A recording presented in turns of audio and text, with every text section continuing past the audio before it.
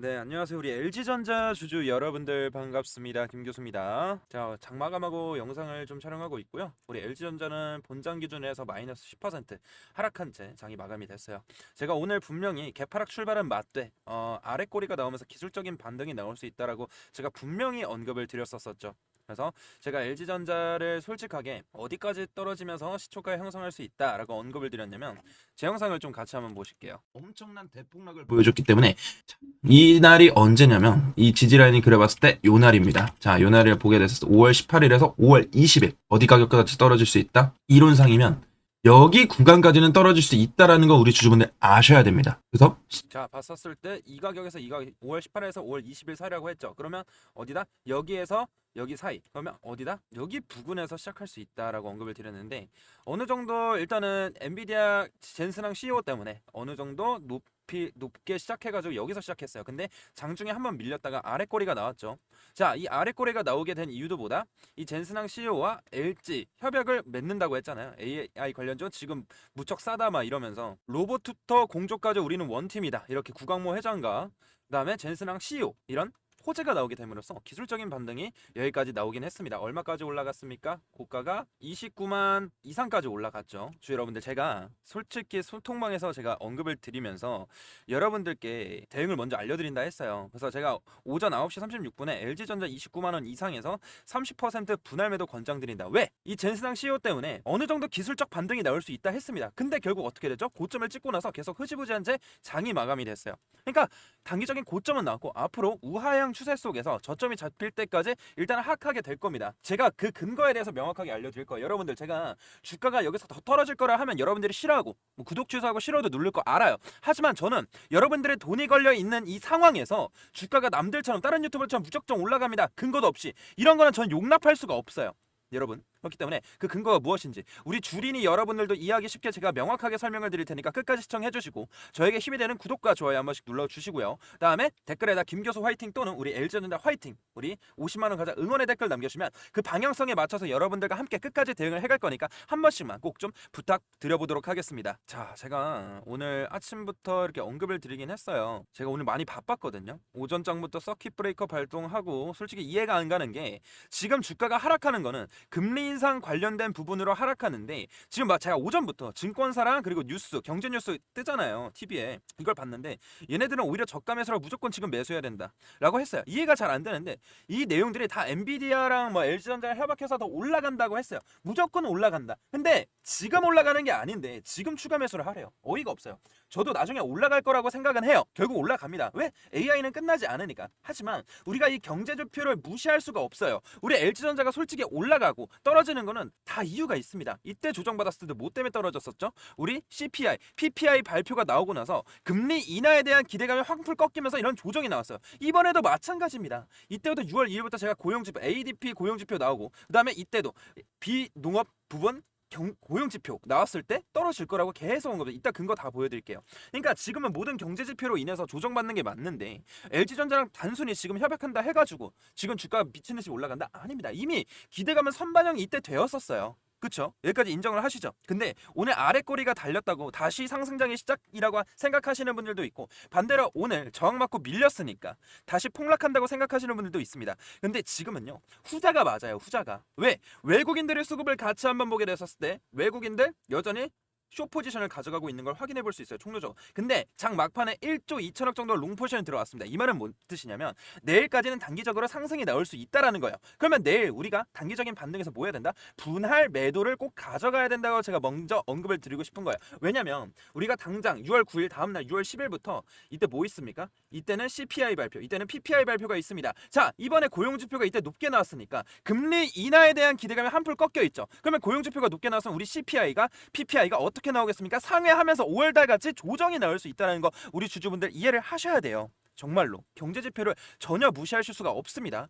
그리고 이뿐만이 아니라 어느 정도 환율이 지금 폭락을 해줬어요. 1560원에서 1531원까지 어느 정도 떨어지긴 했지만 여전히 1500원이 넘는 이 환율은요 여전히 높습니다. 외국인 입장에서는 한 1430원까지는 떨어져요. 여기서 100원은 더 떨어져야지 외국인들이 적극적으로 매수하면서 주가가 올라갈 수 있어요. 아직은 이 정도까지는 아니다라는 거고, 환율이 이렇게 떨어졌는데 오히려 나스닥은 보합에 머물렀습니다. 5장에 원래 환율이 이렇게 떨어지면 원래 주가는 이만큼 올라야 돼요. 선물도 마찬가지로. 그러니까 그 즉스는 앞으로 경제 지표에 있어서 외국인들을 사리고 있다라는 얘기입니다. 이해하셨죠? 그래서 저는 개인적으로 내일 오전까지는 반등 가능성을 열어두고 있습니다. 왜냐하면 오늘 패닉성 매도 물량이 상당 부분 소화가 됐고 반대 매매 물량도 어느 정도 정리됐고 투매 물량도 상당 부분 정리됐고 저가 매수세도 어느 정도 들어왔습니다. 그래서 저는 여전히 말씀드리지만 지금은 추격 매수가 아니라 분할 매도를 꼭 가져가고 어느 정도 올랐을 때 분할 매도 한 현금을 어느 정도 또 떨어지고 CPI, PPI 발표 나오고 그 다음에 6월 11일에 또 뭐가 있냐 2분기 선물 옵션 동시 만기일까지 겹쳐 있습니다. 자 지금 외국인들 총누적 왔을 때 숏포지션 누적이 되어 있죠. 그러면 이 근월물에서 철물로 넘어가는 이 2월물을 숏으로 더 가져가게 됐었을 때 어떻게 된다? 중기적으로 압박에 나올 수 있어요. 언제까지? 6월 18일까지. 이때 뭐가 나옵니까? FOMC 금리 결정을 해요. 이때 회의를 열립니다. 이때 케빈 워시가 취임하고 나서 처음으로 고금리를 유지할지 아니면 금리 인상까지 바라볼지 이런 매파적인 발언이 나오게 됐었을 땐 추가적인 하락이 나올 수 있어요. 애초에 제가 FOMC 의사록 3주 전에 읽어드렸잖아요. 여기서 뭔 얘기가 있었냐면 금리 인하에 대한 내용을 아예 없애겠다고 해서 이런 매파적인 발언을 했습니다. 금리 인하는 이제 단기적으로는 꿈꾸지 말아야 돼요. 동결이 나오면 어느 정도 안심을 하겠지만 동결을 하지만 금리 인상까지를 바라볼 수 있다 이런 매파적인 발언이 나오면 주가는 한 번 더 출렁일 거예요. 이해하셨죠? 그렇기 때문에 내일 기술적인 반등에서 저와 함께 김 교수와 함께 단기적인 고점에서 매도하고 추후에 저점이 났을 때 저점 그리고 추가 매수 신규 진입 부분도 여러분들 많이 노리실 거예요. 이런 부분까지 제가 장기적으로 실시간으로 얼마 원 단위 몇 퍼센트 비중으로 알려드릴 겁니다. 저와 함께 가실 열정 거래한 주주분들은 구독이랑 좋아요 한 번씩만 눌러주시고요. 상단에 제 개인 번호 하나 띄워드렸습니다. 일단 문자로 뭐라 보내주시면 되냐 우리 LG라고 문자 두 글자만 보내주시면 제가 빠르게 확인하고 이 구독자님이라 소중하게 저장한 다음에 단기적인 고점에서 대응 저점에서 대응 신규 진입 추가 매수에 대한 부분 명확하게 알려드릴 거예요. 제가 여러분들의 신뢰감을 키워드리기 위해서 제가 소통방에서 뭐라고 남겨드렸냐면 고점과 저점 5월달부터 보여드릴게요. 이전부터 있었지만 1월부터 저 혼자 LG전자 살짝 올랐을 때 저만 찍었었어요. 이제 막 올라니까 LG전자 유튜버들이 막 찍어대잖아요. 저는 1월부터 매수를 해야 된다고 언급드렸고 5월 14일 날 같이 한번 보실게요. 5월 14일 날 보시면 5월 15일에 크게 조정이 나올 수 있는 점 내일이잖아. 이게 5월 14일 내일이면 5월 15일 연준금리 관련해서 하락이 나올 수 있어요. 이때부터 저는 경제지표에 대해서 경고를 드렸고 아직 분할매도 못하신 분은 50% 정도 현금을 확보해놓길 바라겠다. 얼마? LG전자 25만원 이상 5월 15일 날 볼까요? 자 이때 윗거리 나면서 조정 나왔죠. 얼마? 26만 9,500원까지 찍어주고 제가 25만 이상에서 차익 실현하고 조정이 어떻게 났다? 여기까지 떨어졌다라는 얘기예요. 얼마까지 떨어졌습니까?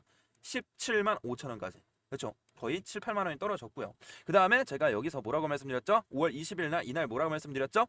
LG전자 18만 5천 원에서 분할 매수 하시라고 언급을 드렸고요. 그 다음에 6월 2일 날 고점이었을 때 보게 됐었을 때 6월 2일 맞고요. LG전자 얼마? 45만원에서 30% 차익 실현하자고 언급을 드렸고요. 그 다음에 오늘도 추가적인 낙폭이 나올 수 있으므로 기술적 반등에서 뭐하자? 분할 매도를 아직 못하신 분들 가져가라. LG전자 29만원 이상 오늘 얼마까지 올라갔습니까? 고가 29만 2,500원까지 정확하게 찍어줬습니다. 제가 이 매물대 보고 근데 저항 구간 이런 거 지지선 거래량 다 체크하면서 제가 객관적으로 대응을 도와드리고 있으니까 김 교수와 함께 장기적으로 끌고 가고 싶다 하시는 분들은 구독 좋아요 한 번씩만 눌러주시고 LG라고만 문자 두 글자만 남겨주시길 바랄게요. 저는 주간이 아니라 객관적으로 대응을 도와드리고 먼저 알려드릴 거예요. 나중에 또 조정이 나오고 나서 김 교수님 못 봐가지고 손실봤습니다 이런 마음이 또 아프잖아요. 이때부터 계속 손실봤다면 마음이 아파요. 앞으로도 올라가더라도 단기적인 고점 저점 발생하면서 올라갈 겁니다. 우상향 추세로.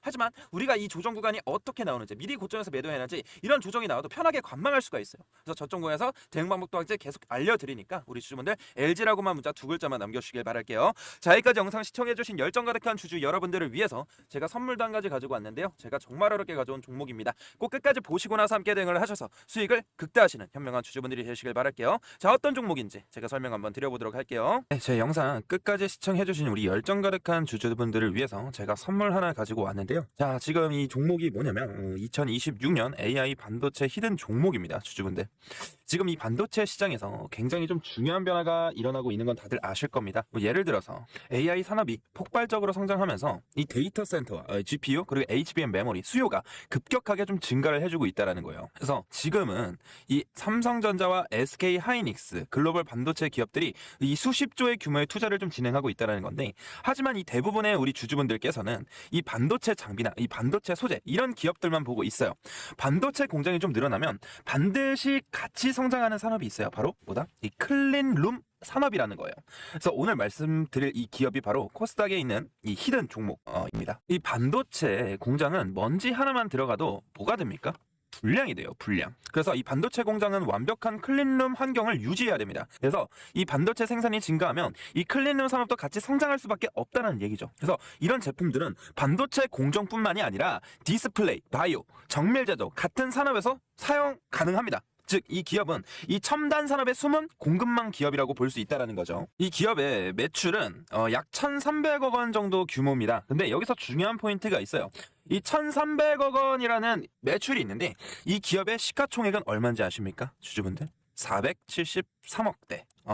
즉 연매출이 1,300억대인데 시총은 400억대라는 거예요. 이거는 시장에서 흔히 말하는 이 매출 대비 이 저평가 구조라고 볼 수도 있다라는 거예요. 그래서 이 재무 구조를 같이 한번 보게 됐었을 때 이 부채 비율이 약 40%로 유지가 되고 있다라는 거예요. 안정적인 편이에요. 이 코스닥 중소형 기업으로 기준으로 보면 안정적인 편이고, 또 유동 비율도 같이 한번 보게 됐었을 때 160% 이상이라는 거죠. 즉 지금 단기적으로 지금 압박이 있는 구조는 아니라는 겁니다. 그리고 최근 이 순이익이 다시 어떻게 되고 있습니까? 흑자로 전환이 되고 있다는 모습입니다. 주식시장에서 이 적자 기업이 흑자로 돌아서는 구간에서 주가가 움직이는 경우가 많아요. 그래서 이런 구간을 실적 턴어라운드 구간이라고 부르기도 합니다. 그러면 우리가 이 차트를 같이 한번 보게 됐었을 때 과거 이 종목은 17,000원까지 좀 올라왔어요. 2020년도에.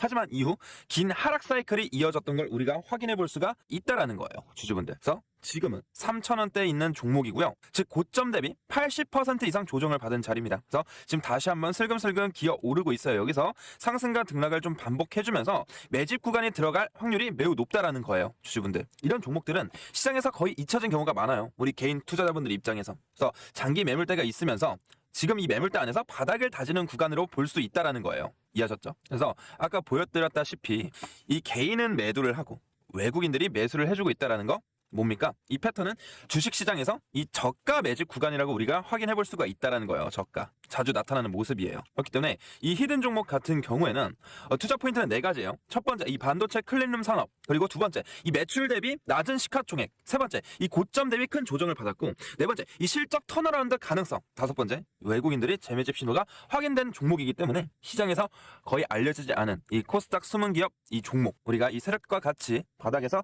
재매집을 하게 됐었을 땐 바닥을 충분히 다지고 나서 우상향을 좀 그려볼 수 있다라는 거예요. 주주분들. 그렇기 때문에 이 남들보다 빠르게 들어가서 우리가 이 바닥을 다지는 이 세력들의 구간에서 우리가 미리 매집을 해놔야지 어떻게 할 수 있다? 주주 여러분들. 앞으로 우상향 파동을 기대해 볼 수 있는 종목에서 수익률을 어느 정도 좀 기대를 해볼 수 있겠죠. 그렇기 때문에 이 종목 받고 싶으신 우리 열정가득한 주주분들은 히든이라고 문자 2글자만 전송해 주시면 제가 빠르게 확인 후에 이 PPT 자료와 어디 구간이 바닥인지, 그리고 다시 한번 어디서 매집을 같이 해야 되는지, 그리고 우상향을 그렸을 때 단기적인 고점과 저점이 어디서 나올 수 있는지, 이런 시그널들을 포착할 수 있는 대응 방법들을 여러분들께 공유를 해드릴 테니까 저와 함께 하셔서 수익을 조금이나마 챙겨볼 수 있는 종목이길 바라겠습니다. 이해하셨죠? 히든이라고 문자 2글자만 보내주시면 되시고요. 오늘 영상 끝까지 시청해주셔서 너무 감사드리고요. 다음 종목 분석 영상으로 좀 찾아뵙도록 하겠습니다. 감사합니다.